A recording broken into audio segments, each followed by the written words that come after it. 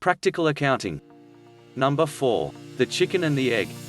If we call the initial money or capital injected by the owners the chicken, we call the return or profits the eggs. The only way the owner's wealth can grow is for the chicken to lay as many eggs as possible. We start with a chicken and end up with the chicken plus a basket of eggs.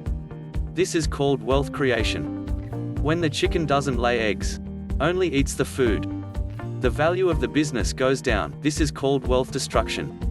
For the chicken to survive, it must lay eggs. Its performance is measured by the number of eggs it lays. If it doesn't lay eggs, it has to go. It is the eggs it lays that makes it a good investment for the farmer. It is the blood that keeps the chicken alive. Without blood, the chicken will die an instant death, no matter how many eggs it has laid now, or could do in the future. The eggs are the measure of performance. But it's the blood that determines if the chicken lives another day. When the chicken doesn't lay eggs, it doesn't perform. The farmer will kill the chicken. But if the chicken runs out of blood, it dies on its own. Similarly, a business must perform, it must make a profit. When it doesn't make a profit, it doesn't perform, the owner will close the business down. In addition, the business must have a healthy cash flow to continue to perform.